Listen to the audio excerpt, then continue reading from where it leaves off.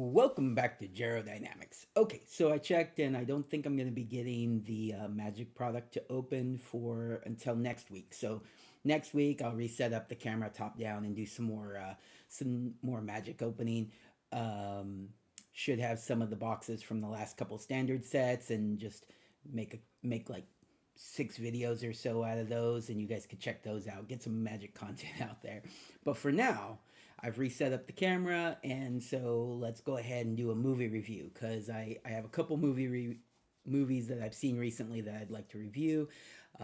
Tomorrow I may do some reviews of some of the TV shows I've watched lately. Just kind of break up that a little bit, get you guys some more videos out there. So today I'm going to talk about the First Omen. I went and saw that. It was this past weekend.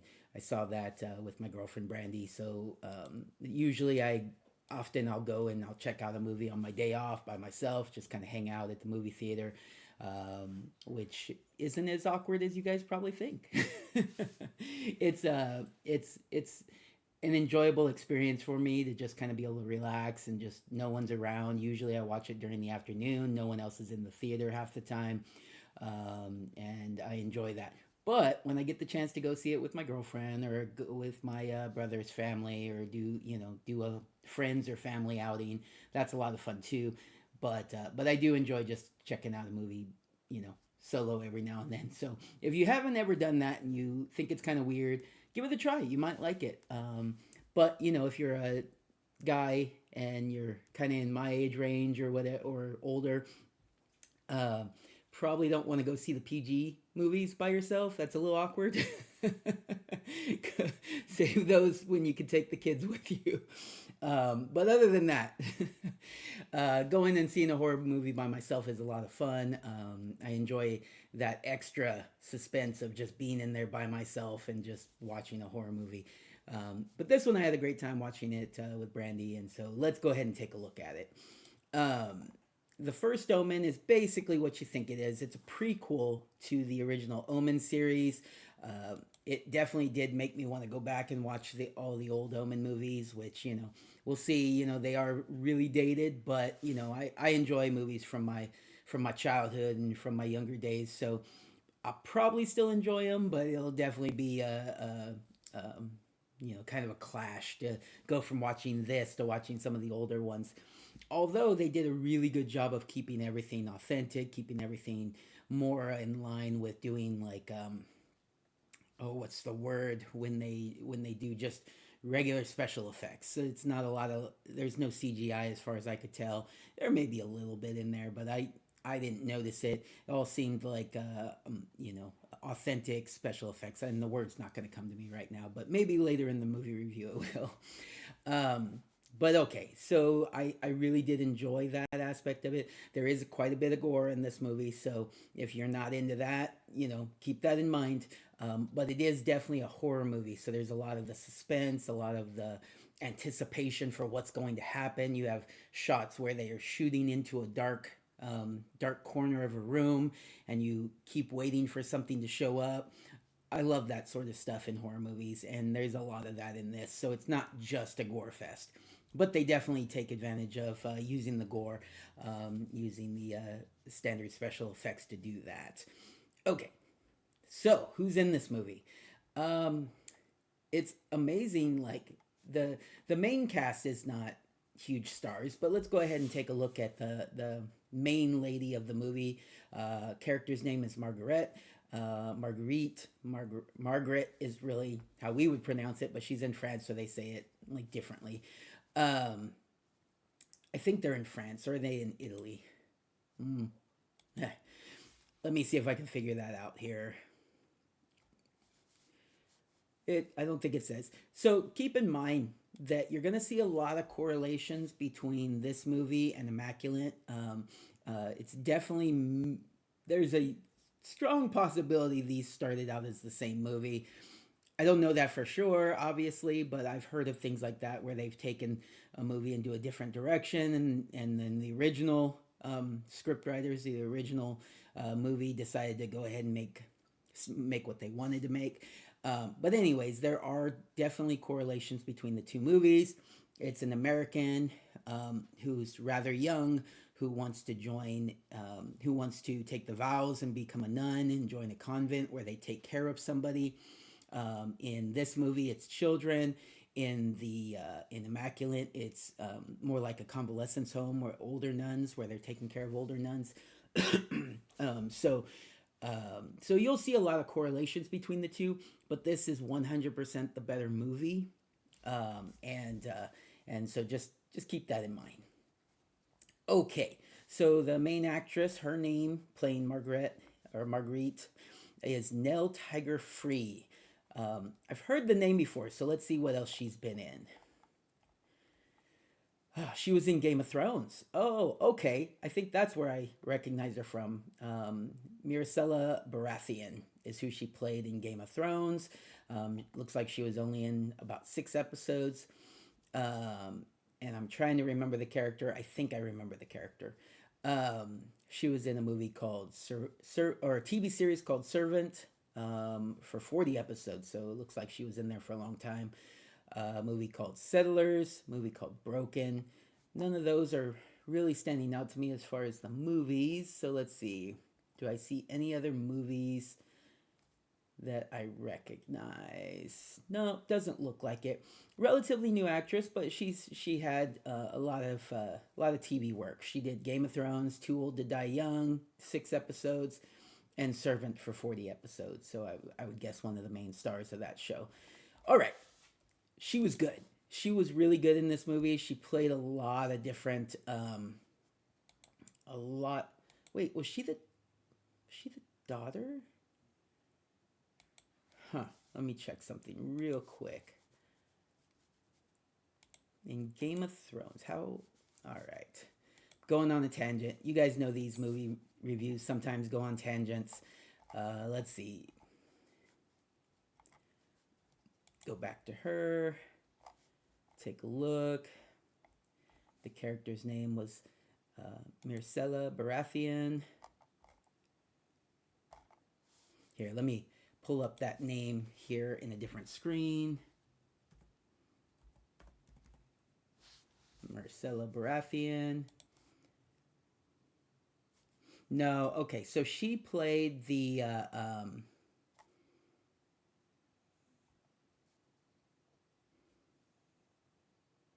okay, she's one of Robert's kids, I guess. I remember her. I'm looking at her, and she looks familiar.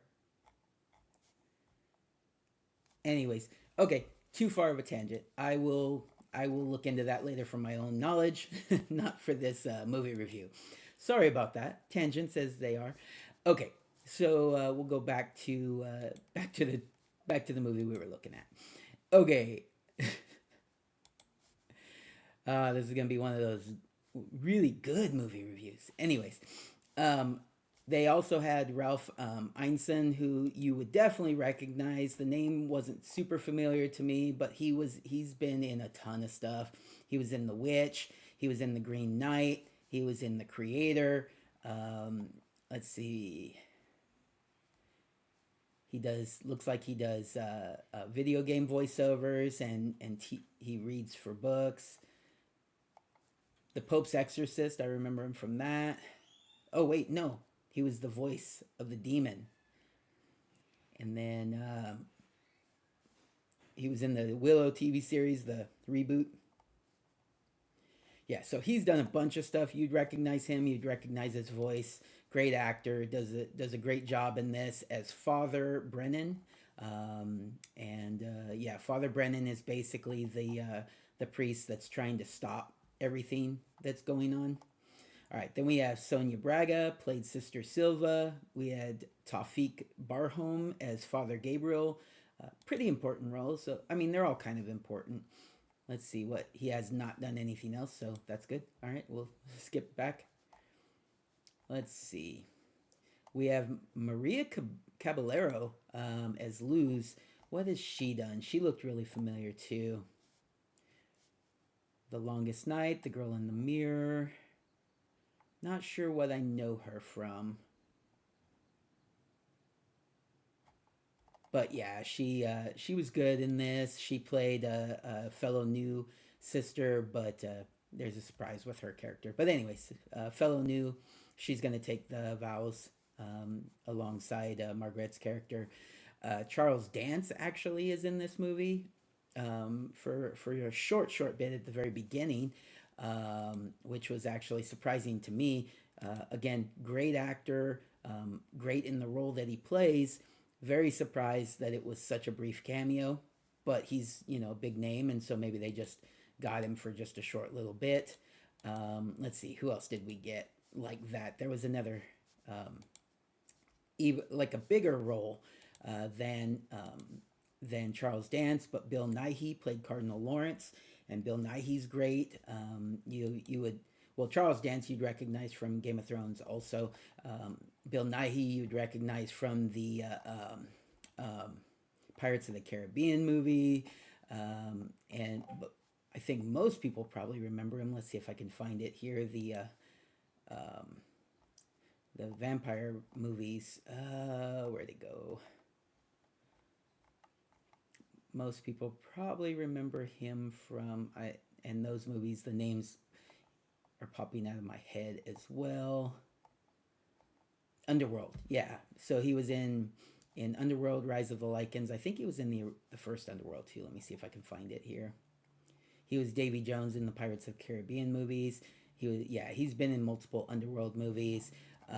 But yeah, great actor, does a great job as the Cardinal, um, who who basically helped Margaret's character as a child, and then encouraged her to go into being a nun, and so pretty big role in the movie.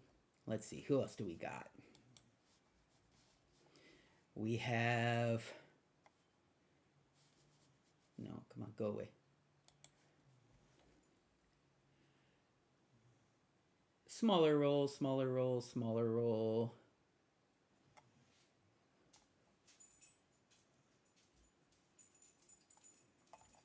Yeah. Okay. So a bunch of other actors. So by the way, like basically every role in the movie seems to be played really well. There wasn't any, and there was a lot of kids in the movie too. And so there wasn't really any role that stood out to me as just not being that great.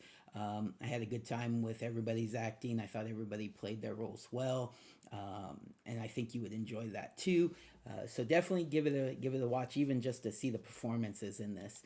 But basically, it is what it is. It's a prequel to movies that most of us have probably seen, and so you probably have a pretty good idea how it's going to end. So it's not really a spoiler type of movie. You it's kind of like watching Titanic. You know how it's going to get there. You just don't know how it's going to get there. You don't know exactly what's going to happen. But I mean, you basically know you know what happens to the Titanic, right? It's kind of like that. It's a prequel, so you know where you're going, and then yeah, it's just how do you get there. They do leave it open at the end though, so and it's kind of interesting. It's like, of course, they leave it open. There's movies that it rolls into. What's this? What is this? Wrong side. I would keep doing that. Huh. Wonder if that's just like a gray hair just catching some light. Anyways, the they leave it open so that there could be sequels to the prequels, meaning like you wouldn't follow the main storyline necessarily. You could follow this new storyline and still do some sequels that could come out of it with these characters, which would be interesting. I would be open to it. It could not work out, but if it did and they decided to go ahead and make a sequel to this line of the movies, that would be fun as well. So we shall see. We shall see what they do with that. Overall, I definitely encourage you to go see this movie. If you enjoyed the original Omen movies, even more. And just be prepared. There is quite a bit of gore in it, but it's not a gore fest. It's not like Saw, where it's like that's the purpose of the movie, but you will see a lot of it. So maybe don't take the kids, or if you're kind of squeamish, and but be prepared because there is some really really good like jump scares, some good horror aspects, some good, um, um, that feeling that you get when you start not getting scared. We're adults, we don't get scared, but that feeling where it's building to the anticipation of something happening right before the jump, which is not really getting scared but getting startled. All right, everybody, I'm gonna go ahead and do another movie review, for a movie called Civil War, and so if you're into that, check out my next video, and then I'm gonna do a follow-up to that movie review that maybe a lot of you won't be interested in, but if you are, check that out too. It'll be more of like a political take on what they talk about in the movie Civil War. All right, everybody, take care. Have a good day.